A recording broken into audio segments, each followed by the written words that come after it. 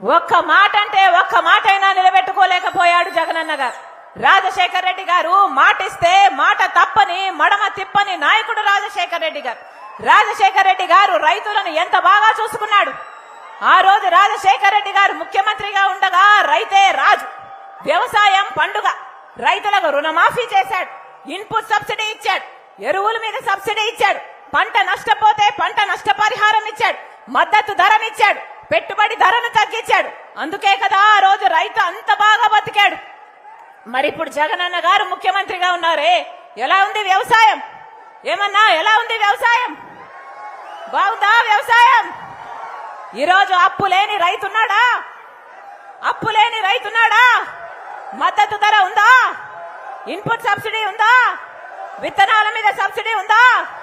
కనీసం పంట నష్టపోతే పంట నష్టపరిహారమైనా ఉందా? ఒక్క రకంగా కూడా రైతులను ఆదుకోవడం లేదు జగనన్న గారు. ఆ రోజు జగనన్న గారు ఎలక్షన్లకు పోతున్నప్పుడు చెప్పిన మాట ఏమిటి?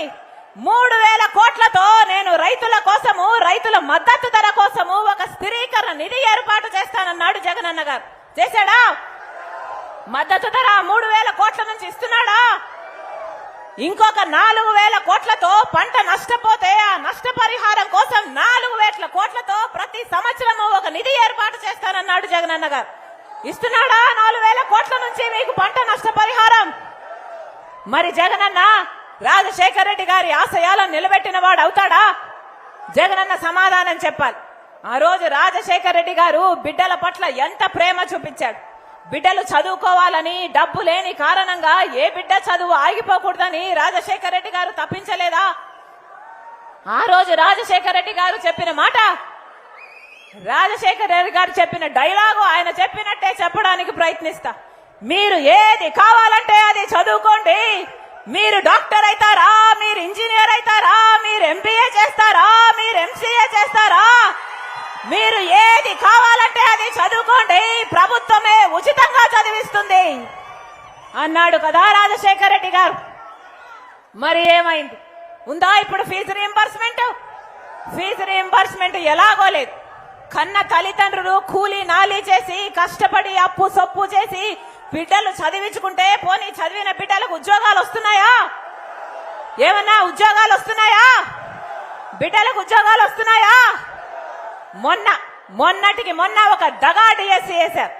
జగనన్న గారు ముఖ్యమంత్రి కాకముందు మేనిఫెస్టోలో చెప్పిన మాట, ప్రభుత్వ శాఖలో 2,30,000 ఉద్యోగాలు ఖాళీగా ఉన్నాయి, ఏపీసీ బిఎస్సీ ద్వారా అన్ని భర్తీ చేస్తామని అధికారంలోకి వచ్చారు. ప్రతి జనవరి 1నే జాబ్ క్యాలెండర్ విడుదల చేస్తానని చెప్పాడు జగనన్న గారు. అంతేకాదు 23,000 ఉద్యోగాలు, టీచర్ ఉద్యోగాలు ఖాళీగా ఉన్నాయి, మెగా డిఎస్సీ వేస్తానని చెప్పిన జగనన్న గారు 5 సంవత్సరాలు కుంభకర్ణుల్లా నిద్రపోయారు. ఇప్పుడు ఎలక్షన్లు వచ్చాయని ఇప్పుడు నిద్ర లేచి 6,000తో దగా డిఎస్సీ, ఒక దగా డిఎస్సీ వేస్తే అది ఆంధ్ర రాష్ట్ర ప్రజలను దగా చేసినట్టు కదా అని అడుగుతున్నాం. కాంగ్రెస్ పార్టీ నిలబడి పోరాటం చేస్తే మహిళనై ఉండి నన్ను హౌస్ అరెస్ట్ చేసి డిటైన్ చేయాలని చూశారు. పోలీసుల్ని తప్పించుకొని పార్టీ ఆఫీసులోనే రాత్రంతా గడిపి మరుసటి రోజు ధర్నా చేయబోతే, సెక్రటేరియట్ లో రిప్రజెంటేషన్ ఇవ్వకపోతే మహిళని చూడకుండా నన్ను గాయపరిచి ఈడ్చుకెళ్లి పోలీస్ స్టేషన్ లో పడేసింది జగనన్న సర్కార్. మరి ఇది ఆంధ్ర రాష్ట్ర ప్రజలకు ద్రోహం చేసినట్టు కాదా? ఆంధ్ర రాష్ట్ర బిడ్డలకు దగా చేసినట్టు కాదా? జగనన్న గారు సమాధానం చెప్పాలి. మీరా రాజశేఖర రెడ్డి గారి వారసులు, ఒక్క మాట కూడా నిలబెట్టుకోలేని మీరా రాజశేఖర రెడ్డి గారి వారసులు. రాజశేఖర రెడ్డి గారు జలయజ్ఞంలో 54 ప్రాజెక్టులు ఆంధ్ర రాష్ట్రంలో తలపెట్టారు. 12 ప్రాజెక్టులు రాజశేఖర రెడ్డి గారే పూర్తి చేస్తే 42 ప్రాజెక్టులు అలాగే మిగిలిపోయాయని ఆ రోజు జగనన్న గారు ముఖ్యమంత్రి కాక ముందు మేనిఫెస్టోలో చెప్పిన మాట, ఆ 42 ప్రాజెక్టులకు 1,41,00,000 రూపాయలు ఖర్చు అవుతుంది, నేను అన్ని ప్రాజెక్టులను పూర్తి చేస్తానని చెప్పిన జగనన్న గారు ఇప్పటికి ఎన్ని ప్రాజెక్టులు పూర్తి చేశారో సమాధానం చెప్పాలి. కనీసం 10 ప్రాజెక్టులు చేశారా? కనీసం 5 ప్రాజెక్టులు చేశారా? పోలవరం ప్రాజెక్టు పూర్తయిందా? కనీసం చిన్న ప్రాజెక్టు హంద్రీనివా అయినా పూర్తయిందా? గాలేరు నగరి అయినా పూర్తయిందా? ప్రాజెక్ట్ అదంతా అయినా పూర్తయిందా? ఒక్కటంటే ఒక్కటి కూడా చేయని జగనన్న గారు, ఒక్క మాట కూడా నిలబెట్టుకోని జగనన్న గారు రాజశేఖర రెడ్డి గారి వారసులు ఎలా అవుతారో, ఆయన ఆశయాలు ఎలా నిలబెడుతున్నాడో జగనన్న గారు సమాధానం చెప్పాలి. పూర్తి మద్యపాన నిషేధం అని చెప్పి అధికారంలోకి వచ్చాడు జగనన్న గారు. అయిందా పూర్తి మద్యపాన నిషేధం? ఏమన్నా అయిందా? పూర్తి మద్యపాన నిషేధం చేయకపోతే అసలు ఓట్లే అడగను అన్నాడు జగనన్న గారు. పూర్తి మద్యపాన నిషేధము నేను మేనిఫెస్టోలో పెడుతున్నాను, నాకు మేనిఫెస్టో అంటే భగవద్గీత, ఖురాను, బైబుల్ అన్నాడు కదా జగనన్న గారు. మరి పూర్తి మద్యపాన నిషేధం చేయకుండా ఎందుకు అడుగుతున్నాడు జగనన్న గారు ఓట్లు? ఆంధ్ర రాష్ట్ర ప్రజలకు సమాధానం చెప్పాలి. పూర్తి మద్యపాన నిషేధం చేస్తారని చెప్పిన వాడు చెయ్యకపోగా ఇప్పుడు మద్యం అమ్ముతున్నది ఎవరు? సర్కారే అమ్ముతుంది. అంటే పూర్తి మద్యపాన నిషేధం చేస్తారన్న జగనన్న గారే ఇప్పుడు మీకు మద్యం కూడా అమ్ముతున్నారు. అక్క చెల్లెలందరూ గమనించాలి. మద్యం అమ్ముతున్నది ఎవరో కాదు, జగనన్న గారే అమ్ముతున్నారు. ఏమమ్ముతున్నారు? ఏమమ్ముతున్నారు? నాసి రకం. మిగతా రాష్ట్రాలతో పోలిస్తే మన రాష్ట్రంలో 25% ఎక్కువ మద్యం తాగి లివర్ చెడిపోయి చనిపోతున్న వాళ్ళు 25% ఎక్కువట. అందులో కూడా నాసి రకం అమ్ముతూ కూడా అది కూడా ఓన్లీ క్యాష్ అట. ఆన్లైన్ పేమెంట్లు లేవు, డిజిటల్ పేమెంట్లు లేవు. క్యాష్ తోనే ఎందుకు అమ్ముతున్నారు అని అడుగుతున్నాం జగనన్న గారు. క్యాష్ తోనే అమ్మాల్సిన అవసరం ఏముంది ప్రభుత్వానికి అని అడుగుతున్నాం. క్యాష్ తో అమ్ముతున్నారంటే మీకు స్టేట్ ట్యాక్స్ గానీ సెంట్రల్ కట్టాల్సిన ట్యాక్స్ గానీ మీరు కడుతున్నారో కట్టడం లేదో లెక్కెక్కడిది అని అడుగుతున్నాం జగనన్న గారు.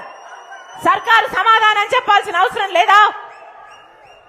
ఇలా తప్పుల మీద తప్పులు జగనన్న గారు చేసి ఈరోజు ఆంధ్ర రాష్ట్ర ప్రజల కోసం, నా పుట్టింటి వాళ్ళ హక్కుల కోసం నేను కాంగ్రెస్ పార్టీలో చేరి ఈరోజు కొట్లాడుతున్నా. ప్రత్యేక హోదా ఏమైంది అని ప్రశ్నిస్తున్నా.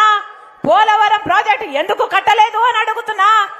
మన రాజధాని ఎక్కడుంది అని అడుగుతుంటే ఈరోజు నా మీద చెల్లెళ్ళని కూడా చూడకుండా నా మీద వ్యక్తిగత దూషణకు దిగుతున్నారు జగనన్న గారు, ఆయన సైన్యం. ఇది ఎక్కడి న్యాయం అని అడుగుతున్నాం. ఇది ఎక్కడి న్యాయం అని అడుగుతున్నాం. ఎవరికైనా హక్కు ఉంది, ఏ పార్టీలో చేరే హక్కు, ఏ పార్టీలోనైనా చేరే హక్కు ఉంది, ఏ సిద్ధాంతానైనా ఎంబ్రేస్ చేసుకునే హక్కు ఉన్నప్పుడు మీరు నన్ను ఎందుకు దూషిస్తున్నారు అని అడుగుతున్నాం. అది కూడా మామూలు దూషణలు కాదు. ఒక సైన్యాన్ని పెట్టి, డబ్బులతో కొన్న ఒక సైన్యాన్ని పెట్టి సోషల్ మీడియాలో ఇష్టం వచ్చినట్లు వ్యక్తిగతంగా దూషిస్తున్నారే. ఒకప్పుడు ఇదే చెల్లెలు కదా 3200 కిలోమీటర్లు పాదయాత్రలు చేసి ఆ పార్టీని నడిపించిన దాన్ని నేను కదా అని అడుగుతున్నాం. ఒకప్పుడు ఇదే చెల్లెలు కదా సమైక్య ఆంధ్ర కోసం ఒక ఉద్యమం చేసింది ఇదే చెల్లెలు కదా, తెలంగాణలో ఓదార్పు యాత్ర చేసింది ఇదే చెల్లెలు కదా, ఇదే చెల్లెలు కదా బాయ్ బాయ్ కే బాబు అని ఒక క్యాంపెయిన్ నడిపి ఆ రోజు చంద్రబాబును దించిన మీ చెల్లెలు కదా అని అడుగుతున్నాం. అలాంటిది ఈరోజు నా గురించి, నా భర్త గురించి ఇష్టం వచ్చినట్లు, నాకు దగ్గరైన వాళ్ళ గురించి ఇష్టం వచ్చినట్లు దూషణలు చేస్తున్నారే. దేవుడన్న వాడు ఉన్నాడు, దేవుడన్న వాడు చూస్తున్నాడు. మళ్ళీ చెప్తున్నాం, నేను రాజశేఖర రెడ్డి బిడ్డను, నేను భయపడేదాన్ని కాదు. ఇది రాజశేఖర రెడ్డి గారి రక్తం. పులి కడుపున పులే పుడుతుంది. నా గుండెలో నిజాయితీ ఉంది. ఆంధ్ర రాష్ట్ర ప్రజలకు, నా పుట్టింటి వాళ్లకు మేలు జరగాలనే రాజశేఖర రెడ్డి బిడ్డ ఆంధ్ర రాష్ట్ర రాజకీయాల్లో అడుగుపెట్టింది. కాబట్టి ప్రత్యేక హోదా వచ్చేంత వరకు ఆంధ్ర రాష్ట్రంలోనే రాజశేఖర రెడ్డి బిడ్డ ఉంటుంది. పోలవరం ప్రాజెక్టు కట్టేంత వరకు ఆంధ్ర రాష్ట్రాన్ని వదిలిపోదు రాజశేఖర రెడ్డి బిడ్డ. మనకు రాజధాని రావాలి. ఆంధ్ర రాష్ట్ర ప్రజలకు చెందాల్సిన అన్ని హక్కులు నెరవేర్త వరకు రాజశేఖర రెడ్డి బిడ్డ ఇక్కడ నుంచి కదలనేది ఆంధ్ర రాష్ట్ర ప్రజలకు మాటిస్తుంది రాజశేఖర రెడ్డి బిడ్డ.